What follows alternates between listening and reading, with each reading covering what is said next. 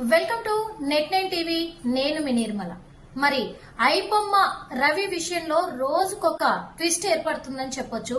అదే విషయంలో ఈ రోజైతే బిగ్ ట్విస్ట్ ఏర్పడిందని అని కూడా చెప్పొచ్చు. ఎందుకంటే రోజుకొక విధంగా పోలీసుల ఎంక్వైరీలో తేలుతున్నట్టుగా మరి రవి ఫాదర్ కూడా మాట్లాడారు. మా అబ్బాయి ఇలాంటిది చేస్తాడు అని చెప్పేసి, ఐబొమ్మలో పైరసీ చేసి కోట్లు సంపాదిస్తాడు, ఇంత పెద్ద స్కామ్ చేస్తాడని నేను కూడా అనుకోలేదు అని చెప్పేసి వాళ్ళ నాన్న కూడా చెప్పడం జరిగింది. కానీ ఇప్పుడు ఏంటంటే పోలీసులు కూడా నిన్నటి వరకు చూసుకున్నట్లయితే నోరు మెదపడం లేదు ఐబొమ్మ రవి అని చెప్పేసి పోలీసులు కూడా చెప్పడం జరిగింది. కానీ మరి రవి భార్య చెప్పిన విషయాలను దృష్టిలోకి తీసుకున్నట్లయితే తను ఏం చెప్తున్నారంటే తను స్కామ్ చేయలేదు, ఐబొమ్మ సినిమాలు పైరసీ సినిమాలు అనేది ఆయన క్రియేట్ చేసినవి కావు, వేరే వాళ్ళు క్రియేట్ చేస్తే ఆ సినిమాలను ఈయన డబ్బు పెట్టి కొనుక్కొని ఆ పోస్టర్ డిజైనింగ్ అదంతా కూడా కొంచెం ఈయన వెరిఫికేషన్ చేసి వెరిఫై అంటే కొంచెము డిఫరెంట్ గా తను మళ్ళీ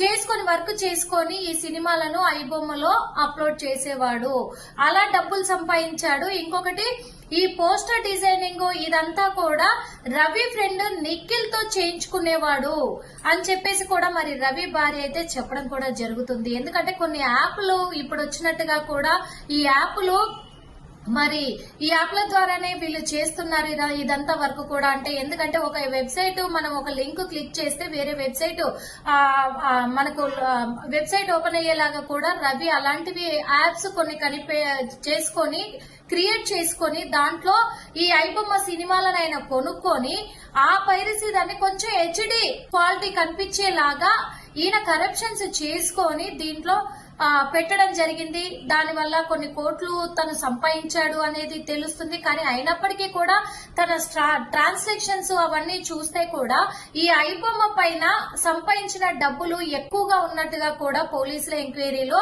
తేలలేదు అని చెప్తున్నారు. ఎందుకంటే ఎక్కువగా కనిపించట్లేదు అని అంటున్నారు. మరి ఇన్ని రోజులు ఐబొమ్మ రవిని ఎన్కౌంటర్ చేయండి, ఇది చేయండి, అది చేయండి అన్నారు కదా, మరి ఇప్పుడేం చేస్తారు? మరి సినిమా ఇండస్ట్రీ ఎలాంటి నిర్ణయం తీసుకుంటాది? ఇటు మరి కోర్టు ఎలాంటి, న్యాయవాది కూడా ఎలాంటి నిర్ణయం తీసుకుంటాడు?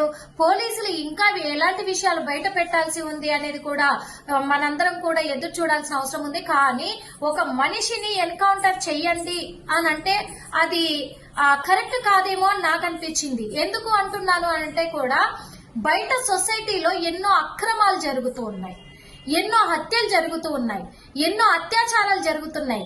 చిన్న చిన్న పిల్లల్ని